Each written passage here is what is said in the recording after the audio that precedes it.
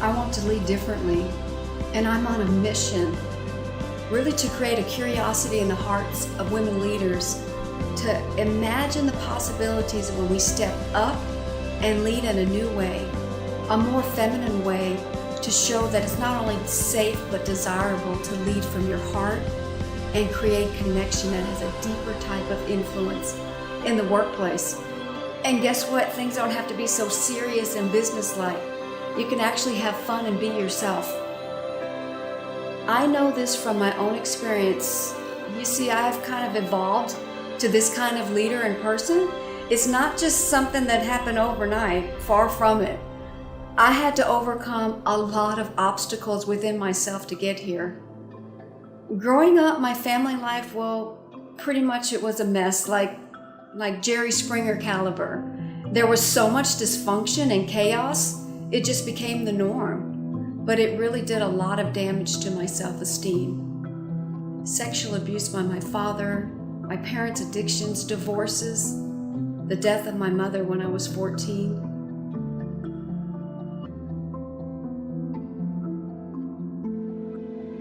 There was really never a feeling of certainty or connection. When I was 12 years old, my stepsister and I were walking home from the school bus, and I'm not really sure why I chose that day to finally share my secret, but I did. I told her Dad's been coming in my room that night. She didn't need an explanation. She already knew.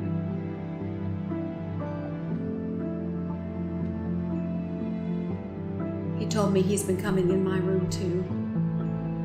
In that moment, I remember feeling relieved and scared at the same time because that deep, dark secret was finally out.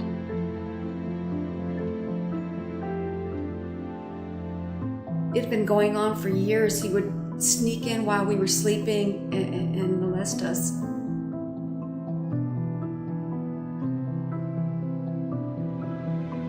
During that process, every cell in my body was screaming to stop, but I just couldn't get those words to come out.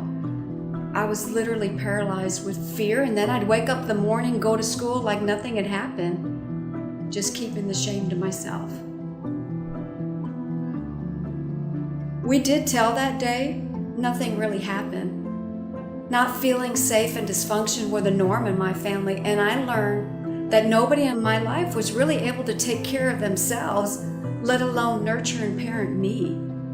So my coping mechanism was simply to survive, one day at a time. I really just felt invisible and that I didn't matter. So I started figuring out ways to get attention and connection that I so desperately craved. My addiction to people-pleasing and overachieving begins here. The best way I found to get attention was at school and later in work. And it came through in being total control, always overachieving. You know, I could get good grades and promotions by doing extra work, going above and beyond, you know, trying to feel valuable. But I was always very serious. But those gold stars, that was my kudos. This was always very masculine. It was my controlling side. The second way I got attention really wasn't a positive attention, but it was from men. Unavailable narcissist men, to be exact. I'd settle for really anyone that gave me the slightest bit of attention.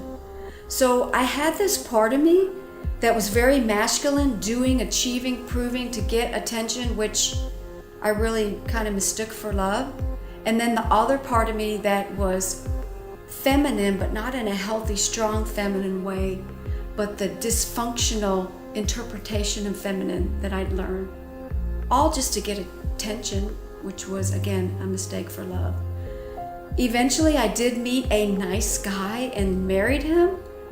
After all, he wasn't a womanizer or a drunk or abusive to me, so I kind of convinced myself that this was what I needed. I soon found myself, though, in uber masculinity, that same part that I brought to work, where I felt responsible for everything while he just kind of was around for the ride. I decided to end that relationship and file divorce, and I felt like a failure. How is it that I could not get this relationship thing right? I really felt like a fraud because I was rolling into work like a boss. At least that was the perception. But my personal life was a total mess. And I knew I just couldn't fake it anymore. This was the first step to me to be awake, and it was my wake-up call. Not soon after that, I saw a special on Oprah Winfrey where there was a gentleman on there talking about love, and this message really resonated with me, so I started to follow his blog. And all the articles just started making sense. I kept diving deeper into this work, including traveling to Maui to get more of this in person. And I started to heal that connection between my heart and began to open up to love and just do things differently in my life and at work. I gave myself a chance on online dating, and wouldn't you know it, I ended up with back-to-back narcissists. Only this time was different. After a while, I was able to pull away and see, hey, wait a second.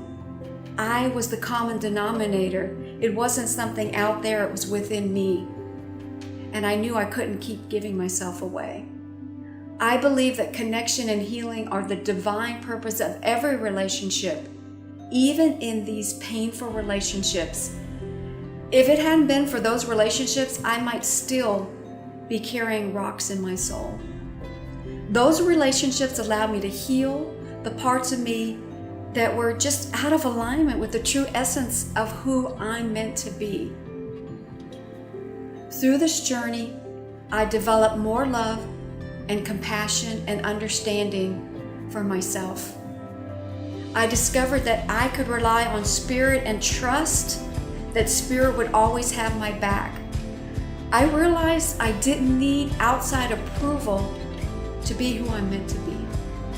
So I started shifting all of my doing, improving, and achieving to being more open and vulnerable and real as a strength. Really embracing my feminine core from a whole new level of consciousness. And everything changed for me. I started to rely on my intuition, not compromise it for anyone or anything. I became more my true authentic self. I began sharing parts of my story and opening up. My healing created space for other people to heal because I didn't feel the need to be in so much control. I could relax. People at work began to notice. Somebody told me, you've always been a good boss, but now you're softer. There's something different about you. I began to open and share my stories with more people, and I could see them shift and heal right before my eyes, which helped me to see perhaps that all I went through in my life was so I could help heal others. And every time they would share, healing would help with me and them. It was a deeper level. This is where my influence which was really become healing, became contagious. Through work, I realized that my calling, my purpose, this was the next step in the chapter of what I'm supposed to do. My leadership to share this work with a broader audience. Sure, it's scary leaving the role I had as senior VP I'd worked for 20 years, but I knew deep down inside this was the next step. Because of the beautiful result this change created for me and my teams and my workplace, I want that so much for others. I want that for you. And because I learned to trust Spirit and my intuition, which I call the heart swell feeling, it was telling me to take this step.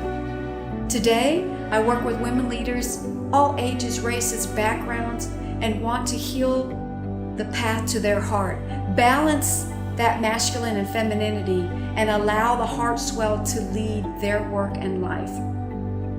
We're spending so much energy suppressing and disconnecting, and we're misaligned, pretending.